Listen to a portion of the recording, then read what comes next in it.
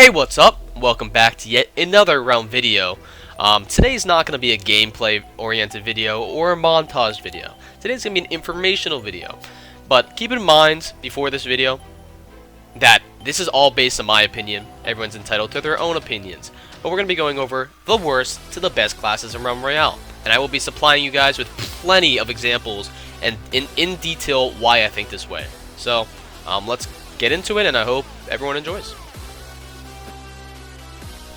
Starting off with the worst class currently, in my opinion, the Engineer. He gains 5 armor per second, he has his thrust, he has the bomb ability, which is like a fire bomb, he has a shield, a healing totem, and the turret, which is not very useful at the moment, sadly.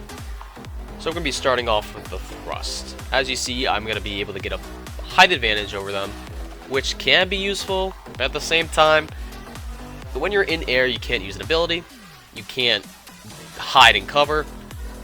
You're just putting yourself at a disadvantage. And I was playing at the mage at one point, and you can see the Engineer jumped up, and my friend and I were able to snipe him down easily. Here we have a healing totem. It's an AoE heal. That's all it is. You can hide behind it or something, and they will shoot that instead, but it's just pretty much healing. Then we have the shield ability, which, as you can probably guess, you put it down, it's going to block any bullets coming towards you. You can go through it and shoot through it, while they can't shoot at you through it. So it's a one-way shield, really, for your team and your team only. So I'm thrusting up in the air and trying to get the ability, like the height to shoot them. But I have to be careful, like I said, because when you're in the air, you're putting yourself at a disadvantage. But in this situation, I should be fine, because I have a wall that I can go behind like right away. So you can probably only get one shot off.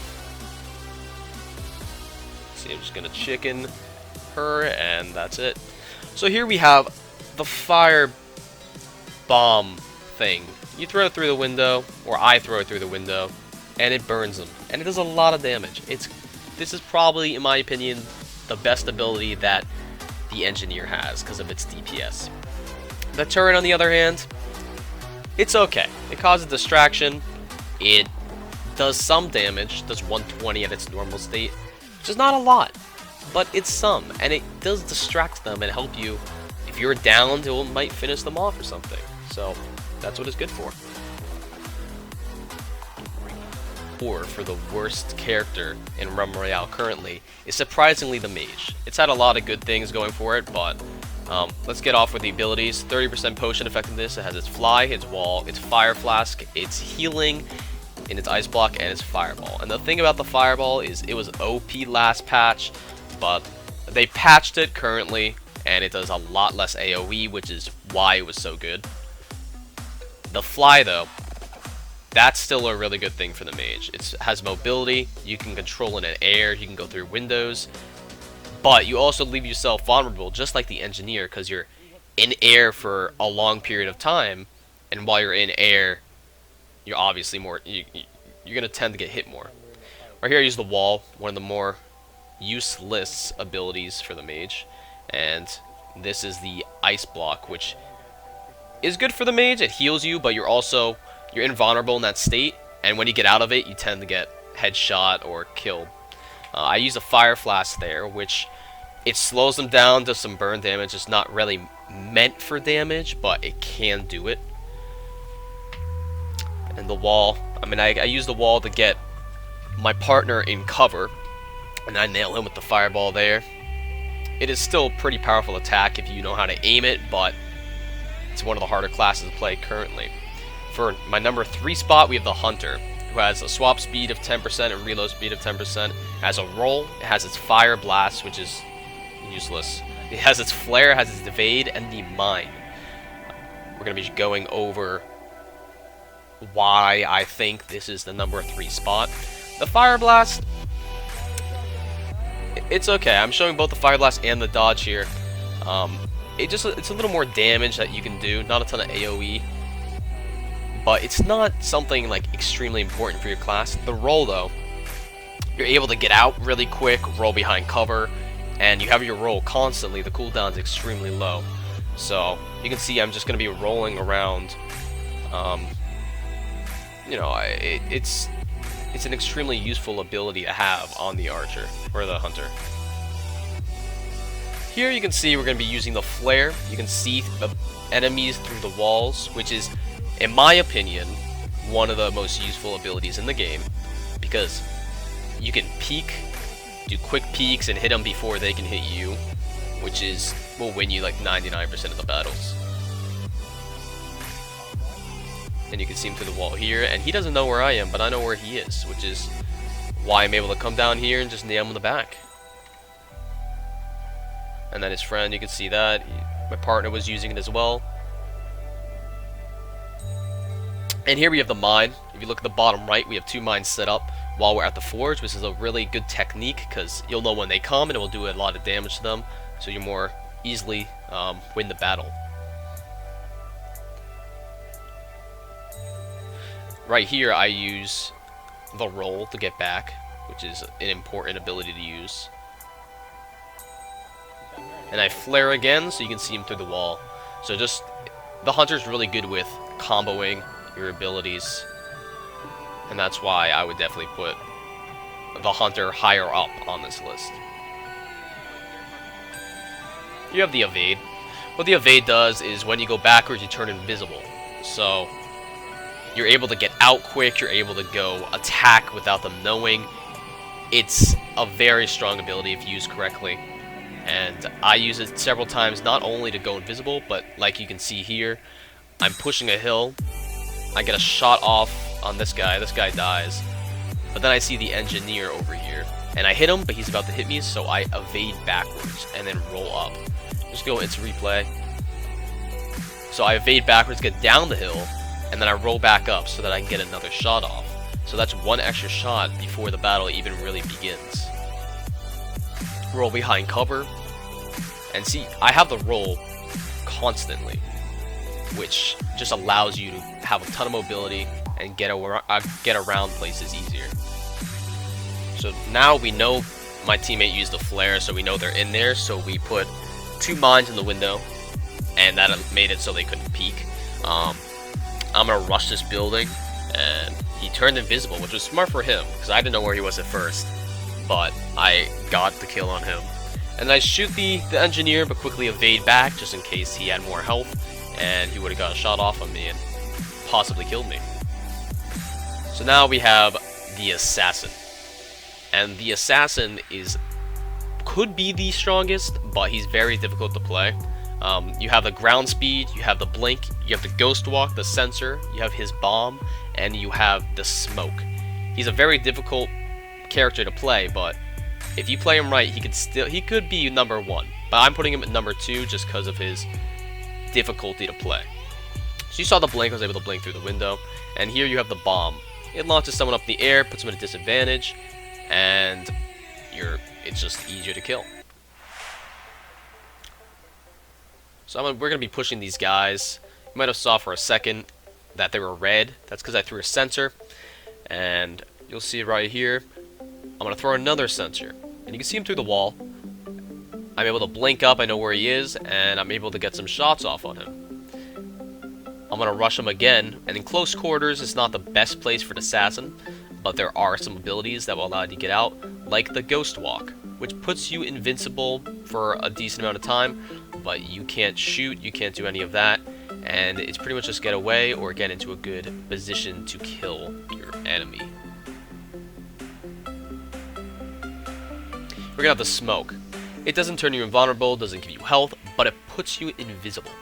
And it's also smoke, so they can't see you either way, so you can just hide behind it, even when you're not invisible, or your teammates can. Now we're going on to the number 1 class in Realm Royale, the Warrior. Getting 5 health per second. He has a leap ability, a charge ability, he has health, a net, and a shield.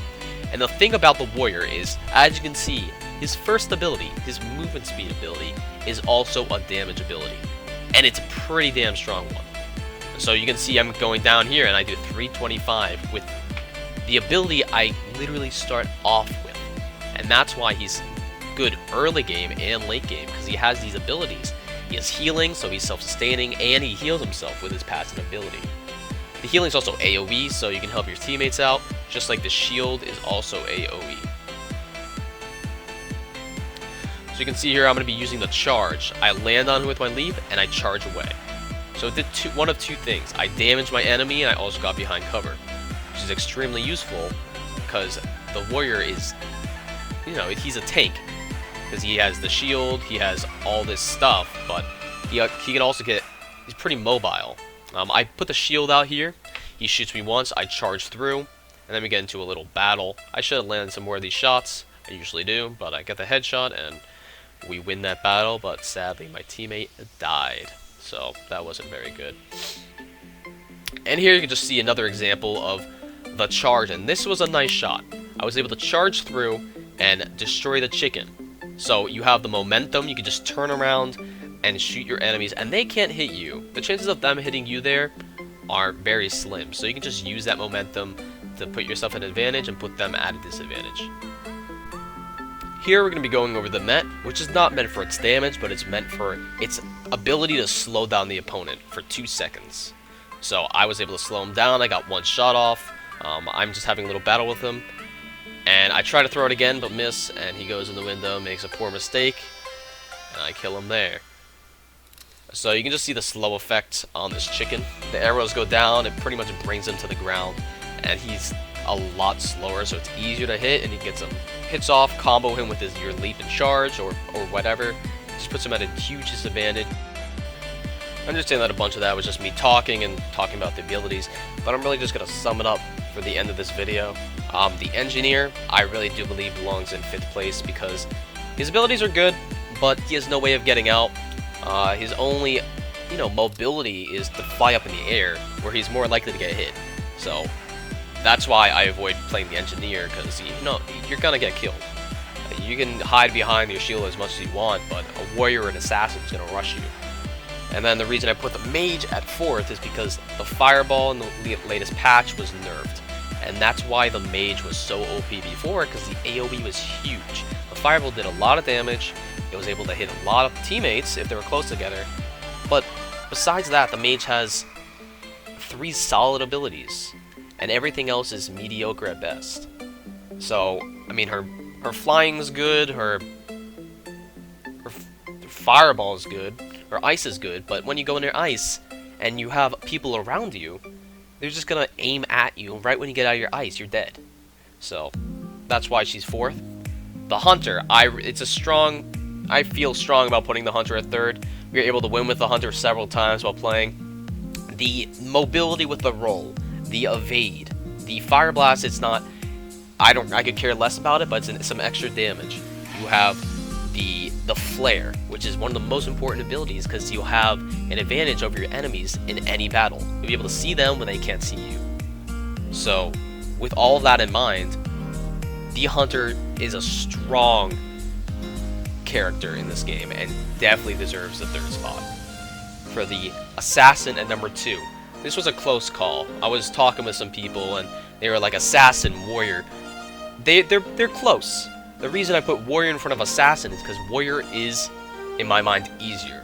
In anyone's hands, the warrior is more likely to do better because of the low play gap. You don't need to be the best player in the world to play the warrior and to be good. With the assassin, you can be good with the assassin. And you can be better than the warrior, but it's a lot higher of a skill gap, and therefore I would put the assassin at number 2 instead of 1. Well, anyway, that's the end of this video. Please sub and turn notifications on if you want to. It would be really helpful. This took me a while, because I'm not the best at editing yet. But I hope you enjoyed, hope this was helpful for you, and have a nice day.